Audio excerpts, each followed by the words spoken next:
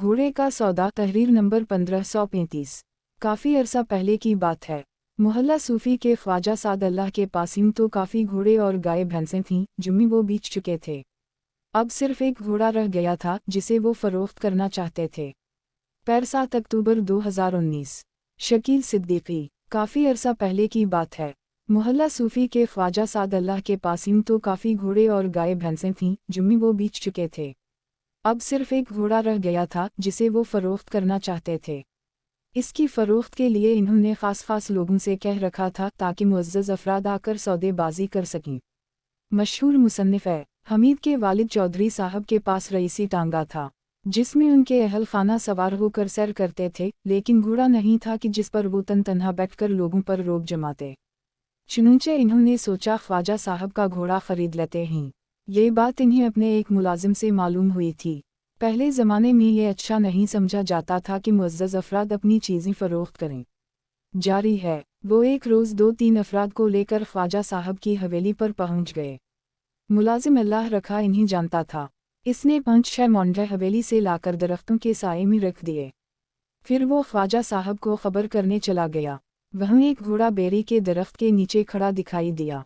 दूर से ये लगा कि घोड़े का एक असरा लेकर उसे वहां लटका दिया गया है, यानी इसकी पसलियां साफ नजर आ रही थीं, जो चाहता इन्हें गिन सकता था।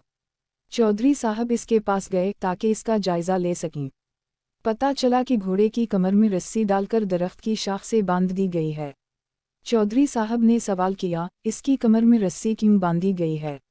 एक मुलाजिम ने हाथ जोड़कर जवाब दिया, जनाब, अगर रस्सी खोल दी गई तो घोड़ा गिर पड़ेगा, ये सहारे के लिए है। चौधरी साहब इसकी बात बिल्कुल नहीं समझते। अगर समझ गए हों तो इन्होंने बात नज़रअंदाज कर दी, इसलिए कि इन्होंने ना तो किसी से सुना था और ना किसी किताब में पढ़ा था कि घोड़े की कमर में रस्सी बांधी जाती है तब वो खड़े हो पाते हैं। ख्वाजा साद अल्लाह साहब को बुलाया गया ताकि कीमत पर बातचीत शुरू हो सके। ख्वाजा साहब हक्का गुड़गड़ाते हुए बाहर आए और इन्होंने गर्मजोशी से चौधरी साहब से मुसाफिहा किया। वो अच्छे मूड में थे। सैखा का वक्त था और ठंडी हवा चलने से मौसम खुशगवार हो गया था। इसके अलावा ख्वाजा साद अल्लाह ने अपनी कोठी के आंगन में बरगद के दरख्त लगवाए हुए थे, इसलिए साया था। ख्वाजा साहब ने मुलाजिम को हुक्म देकर लस्सी बनाकर लाए। दोनों तरफ के आदमी मिलाकर 6 अफराद थे, इसलिए मुलाजिम थोड़ी सी देर में 6 गिलास लस्सी बनाकर ले आया। चौधरी साहब ने बात शुरू की, ख्वाजा साहब, मैं आपका घोड़ा खरीदने आया हूँ। क्या दाम होंगे इसके? ये मुल्क तकसीम होने से काफ़ी पहले का वाक़या है, जब ढीले और कौड़ियाँ चला करते थे, यानी 1 पैसे की भी कदर व कीमत थी। अलामत 5 रुपये। ख्वाजा साहब ने अपनी मूंछों पर हाथ फेर कर कहा, 5 रुपये में तो ऊँट मिल जाता है। चौधरी साहब ने चौंक कर कहा और घोड़े को जाकर एक बार फिर नज़दीक से देखा। हमारे आपस के ताल्लुकात तो काफ़ी पुराने हैं, इसका लिहाज तो कीजिए।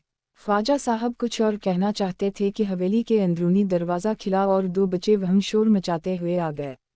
वो दोनों ख्वाजा साहब के पोते थे, शोख और शरारती। एक की उम्र 5 बरस और दूसरे की 3 बरस थी। बड़ा लड़का जिसका नाम वहीद था उनकी गोद में सवार हो गया। दादा, क्या आप उसे बेच रहे हैं?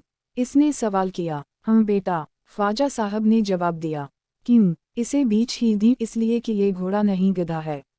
चौधरी साहब ने बेचैनी से पहलू बदला। लस्सी इन्हें बिल्कुल अच्छी नहीं लग रही थी। तुम ये क्या कह रहे हो? ख्वाजा साहब ने गुस्सीले लहजे में कहा, घोड़ा गधा कैसे हो सकता है?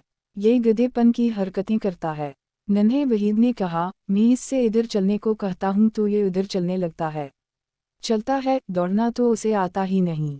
बस चुप रहो, ये तमधारी बात नहीं समझा होगा। ख्वाजा साहब ने उसे डांटा। ख्वाजा साहब, ये इतना कमज़ोर क्यों है? चौधरी साहब ने सवाल किया। अरे भई, हमारी हवेली के नज़दीक एक मस्जिद है, वो अज़ वग़ैरह ग़ौर से सुनता है। चुनंचे उसने पिछले माह रोज़े भी रख लिए थे, इसलिए इसकी तबीयत ढीली हो गई। इन्होंने बहाना बनाया। चौधरी साहब करके रह गए। मैं इसे बादाम पस्ते और कशमश खिलाऊंगा तो ताकतवर हो जाएगा।